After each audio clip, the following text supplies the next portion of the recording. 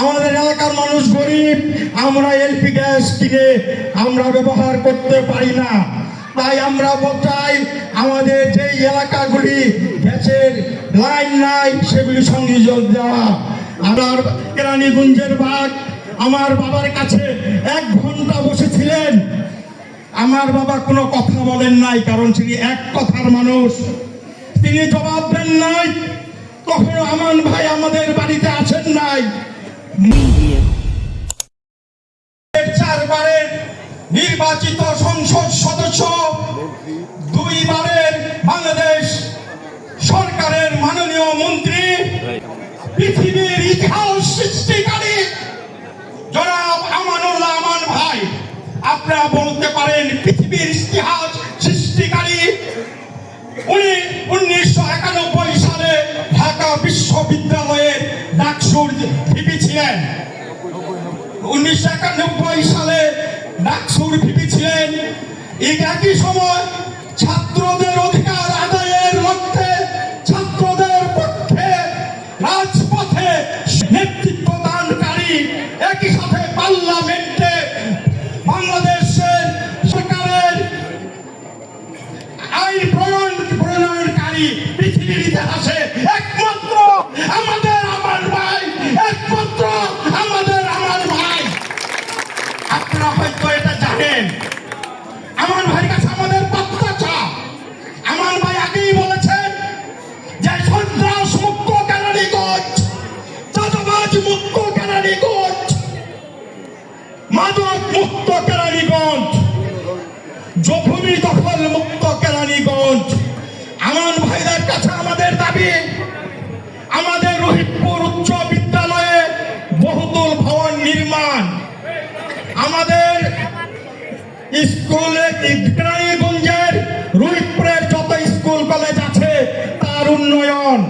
আমাদের দাবি মাদ্রাসা, মসজিদ, ঈদগাহ সরকারি অনুদান। আমাদের দাবি মসজিদের ইমাম মুয়াজ্জিনদের সম্মানী ভাতা সরকারি থেকে। আমাদের প্রতিযোগিতা শুরু হয়েছে সারা বাংলাদেশে। আপনারা বলতে পারেন কিসের প্রতিযোগিতা? ধানের শীষে ভোট দেওয়ার প্রতিযোগিতা। আপনারা যদি, আমরা চাই রোহিতপুরের 1 নম্বর 2 নম্বর ওয়ার্ড থেকে সর্বোচ্চ ভোট দিয়ে সর্বোচ্চ ভোটের ব্যবধানে আমান ভাইকে নির্বাচিত করা। আমরা চাই রোহিতপুর সারা কেরানীগঞ্জের সর্বোচ্চ ভোট দিয়ে নির্বাচিত করা। আমরা চাই সারা বাংলাদেশের মধ্যে কেরানীগঞ্জে সবচেয়ে বেশি ব্যবধানে তারেক ভাইয়ের পরপরই যেন আমাদের আমান ভাই সর্বোচ্চ ভোটের ব্যবধানে নির্বাচিত হতে পারে। আপনাদের কাছে আশা ব্যক্ত করব।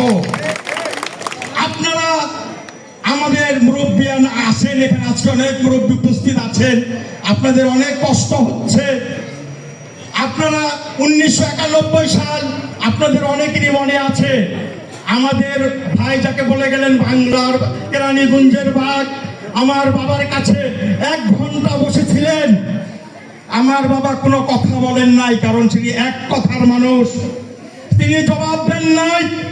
কখনো আমান ভাই আমাদের বাড়িতে আসেন নাই। মন্টু ভাই কাকা চলে গেলেন। আমার বাবাকে যারা সাথে ছিলেন তারা জিজ্ঞেস করলেন, ভাই আপনি কোনো কথা বললেন না। আমার বাবা বলেছিলেন আমার ছেলে আসবে, আমি আমার ছেলের ভোট করব। আপনারা সেবার রেকর্ড দেখে বললেন যে মাত্র 180টি ভোট আমান ভাই বিপক্ষে গিয়েছিল। আপনারা শুনেছেন 1908 সালে জাতীয় সংসদ নির্বাচনে আমান ভাই নির্বাচন করতে পারেন নাই। আমান ভাইয়ের প্রতিনিধি আমাদের এখান থেকে নির্বাচন করেছিলেন এই ধর্মসর সেন্টারে। আপনারা সারা কেরানীগঞ্জের মধ্যে তাদের শেষ প্রতীককে আমাদের ভালোবাসার কারণে নির্বাচিত করেছিলেন। আমি আশা করব আগামীতে এই আমান ভাইকে আপনারা সর্বোচ্চ ভোট দিয়ে কেরানীগঞ্জের মধ্যে আমাদের ধর্মসর ললিতপুর সেন্টার ললিতপুর ইউনিয়ন থেকে নির্বাচিত করবেন। আমাদের যে দাবি দেওয়া থাকবে আমরা অবশ্যই সেই দাবি দেওয়া করব। আমান ভাইকে আমরা সেই দাবি করব নির্বাচিত হওয়ার পরে। আমান ভাই আমাদের গ্যাসের কথা বলেছেন, গ্যাস যদি আমরা পাই, আমরা গরিব মানুষ, আমাদের এলাকার মানুষ গরিব, আমরা এলপি গ্যাস কিনে আমরা ব্যবহার করতে পারি না। তাই আমরা চাই আমাদের যে এলাকাগুলি গ্যাসের লাইন নাই সেগুলি সংযোজন দেওয়া। প্রোগ্রাম আছে। আমার একটা কথা বাকি রয়ে গেছে, বললে তো অনেক বলতে হয়। মা বোনদের জন্য ফ্যামিলি কার্ড দেওয়া হবে, ফ্যামিলি কার্ডের জন্য প্রতি মাসে চাল ডাল আটা